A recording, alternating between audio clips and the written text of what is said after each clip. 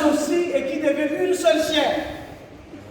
Un seul corps, une seule âme, un seul esprit pour les deux. La question de la polygamie vient d'où? Et le Christ dans l'évangile conclut ce que Dieu a uni, que personne ne le sait pas. Mais d'où vous vient, d'où vous traverse, chers frères et sœurs, l'idée de renvoyer vos femmes, l'idée de renvoyer vos maris. Mais de toutes les façons, ce n'est pas biblique. Vous pouvez chercher dans toute la Bible, mais la question de divorce n'est pas biblique. Et deuxième chose, qui a institué le mariage? Nous avons lu dans le livre de la Genèse tout à l'heure, c'est Dieu qui remarque et réalise qu'il n'est pas bon que l'homme soit seul. Je veux lui faire une aide. C'est ça la question du mariage. C'est lui qui les a voulu, hommes et femmes. Il n'est pas bon que l'homme soit seul. Je veux lui faire une aide. Le mariage est une institution divine. Ce n'est pas humain. Ce n'est pas l'homme qui a voulu le mariage.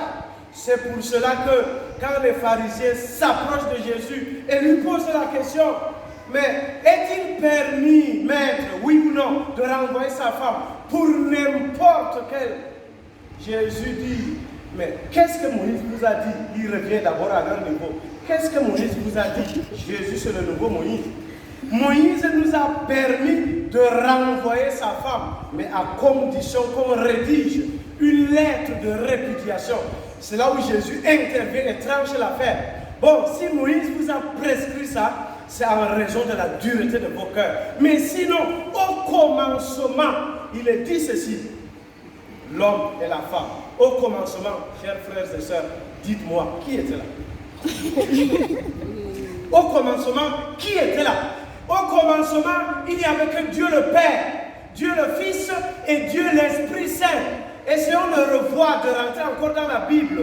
Quand Dieu dit, faisons l'homme à notre image, faisons l'homme. C'est la première personne du pluriel. Nous, Dieu le Père, Dieu le Fils et Dieu l'Esprit Saint. Ils décident de leur autorité de créer l'homme et après de lui adjoindre une aide. Personne n'est là. Mais pourquoi nous voulons contrecarrer la pensée et la volonté de Dieu? Point d'interrogation. Donc, à un certain moment, nous devons nous interroger et nous poser des questions. Les actes que nous allons poser, chers frères et sœurs, est-ce en conformité avec la volonté de Dieu? Oui ou non? Et quand la chose n'est pas propre à nous, il ne faut pas qu'on intervienne. Le mariage n'est pas une affaire à l'homme. C'est une affaire propre à Dieu. Ce n'est pas une institution humaine, mais c'est une institution divine. Et au moment de la création, Dieu a voulu seulement l'homme et la femme. On dit, Dieu a vu, s'est rendu compte qu'il n'est pas bon que l'homme soit seul. Très intéressant. Et quand je lis souvent ce passage, je me pose la question, pourquoi tu es seul? Bon, la réponse aussi est dans Matthieu. Et je veux lui créer, trouver une aide. Chère épouse, chère femme, considérez-vous toujours et ne perdez jamais de vue que vous êtes une aide pour l'homme. Vous êtes une aide pour l'homme. Aide signifie quoi? Aide signifie, vous êtes un complément. Quitte à vous d'ajouter complément d'objet direct ou indirect. Mais vous êtes un complément pour l'homme. Ça ne perdez jamais de vue. Vous êtes un complément, vous êtes l'achèvement de l'homme. Et cher époux, sachez aussi que de vous-même et sans femme, il y a quelque chose qui vous manque. La femme vient donc compléter ce qui a comme manque à toi. Les maîtres à l'école primaire nous ont appris que quand il n'y a pas un sujet, verbe et complément, c'est que la phrase n'est pas complète. Point à la ligne. Donc, sans femme, c'est que tu n'es pas complet. Et sans mari aussi, tu n'es pas complet. Donc, l'homme et la femme se complètent. L'homme trouve son achèvement en la femme. Donc, C'est une aide pour toi. La femme retient que tu es une aide pour l'homme. Tu es sa compagne adéquate, sa compagne idoine, une compagne qu'il lui faut. Et monsieur Ish retient aussi que la femme, c'est vraiment ma compagne de vie et de tout le jour. Et en lisant ce texte-là, quelque chose m'a fait réfléchir. Pourquoi en créant la femme, Dieu a fait endormir l'homme? Pourquoi? Dieu qui est tout puissant, il pouvait créer simplement la femme et le laisser le distraire et créer la femme. Mais il a fait endormir. Pourquoi? Point d'interrogation. Mais comme j'ai réalisé que Dieu a endormi l'homme, c'est pour qu'à un certain moment, à des circonstances particulières, il faut fermer les yeux sur le comportement de la femme.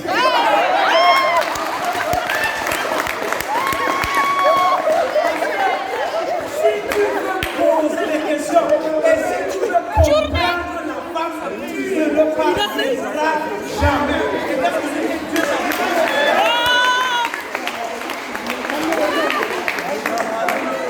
et donc, Dieu a fait endormir l'homme et a enlevé une de ses côtes et a créé la femme.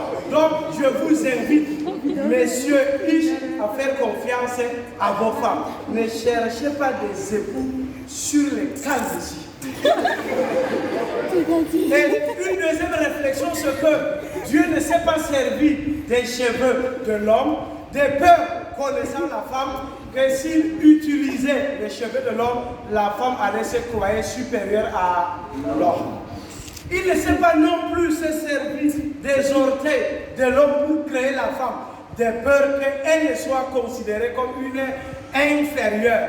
Dieu a enlevé, utilisé une des côtes de l'homme et a créé la femme pour dire, côte à côte, vous devrez mener votre vie. Vous êtes à égale dignité. Vous avez la même valeur l'un devant l'autre et vous devez vous considérer. Et chères épouses, ne soyez pas pressés. L'apôtre Paul vient dans le Nouveau Testament. Nous sommes dans l'Ancien. L'apôtre Paul vient dans le Nouveau Testament et avec le Christ préciser les choses. Femmes, soyez soumises à vos maris, même si vous êtes côte à côte. Soyez soumises à vos maris. Mais donc, ce n'est pas une soumission aveugle. Ce n'est pas une soumission au sens de l'esclave, mais c'est une soumission au sens du respect de ton mari. Et l'apôtre Paul dit au mari, et vous, mari, aimez vos femmes. Aimez vos femmes à la manière dont le Christ a aimé l'Église. Le Christ a aimé l'Église comment? Jusqu'à mourir sur la croix pour l'Église. L'apôtre Paul voulait inviter tous les époux, non seulement à fermer quelquefois les yeux sur certains égarements des comportements de vos époux, de leur faire confiance, mais aussi de les aimer. Le Christ a aimé l'Église parce que, connaissant les faiblesses de l'Église, connaissant aussi les faiblesses des femmes et de vos femmes, aimez-les telles qu'elles se présentent ou telles que vous les avez eues. Il ne faut pas chercher de midi à 14h. Aimez-les. Et ça, c'est ce que le Christ nous enseigne et nous recommande de faire si nous voulons mener une vie heureuse dans le couple. La dernière question. Pour quel but Dieu a voulu que l'homme et la femme se marient? Dieu a voulu que l'homme et la femme se marient pour qu'ils vivent heureux. Si dans un couple, il n'y a pas une vie heureuse, reposez-vous la question. Est-ce que votre mariage est vécu selon la volonté de Dieu? Si la volonté de Dieu, c'est que le couple, dans le couple, monsieur et madame vivent heureux. Monsieur et madame s'aiment. Monsieur et madame s'entraident. Ça, c'est le pourquoi du mariage voulu par Dieu. Et si donc, vous réalisez que à chaque fois, dans votre foyer, il y a la guerre, mésentente, il n'y a pas d'entente, mais dites-vous, est-ce que véritablement, vous êtes en train de vivre cette union selon la volonté de Dieu? si vous réalisez que ce que vous êtes en train de vivre en couple ne correspond pas, ne répond pas à la norme voulue par Dieu, revenez sur vos pas. C'est aussi simple. C'est aussi simple. Et mon père m'a une fois dit, si un jour tu parviens à trouver un caïcédra qui n'est pas amer, apporte-le-moi. Et je ne me suis pas évertué à cet exercice, à chercher un caïcédra qui n'est pas amer. Je sais que tous les caïcédras sont amers. Comme pour vous dire, chers garçons, maris et jeunes qui... Oui, vous allez vous marier bientôt. Les femmes sont comme des caïcédras amers. Non. Et on les accepte. Non, on n'est pas comme ça. Pas question de chercher un caïcédra sucré. Vous n'y arriverez jamais. Demandons au cours de cette célébration eucharistique la grâce de conformer notre volonté de mariage à la volonté de Dieu. Demandons au cours de cette célébration eucharistique la grâce d'apprendre à aimer nos épouses et à aimer nos époux. Ce n'est pas facile, l'amour. On apprend à aimer. On apprend à aimer. L'amour n'est pas donné du coup. Non, on apprend à aimer et au jour le jour que Dieu nous donne cette grâce d'apprendre à aimer nos époux et nos épouses. Que Dieu nous apprenne aussi à chercher toujours à nous marier selon la volonté de Dieu. Le Seigneur soit avec vous.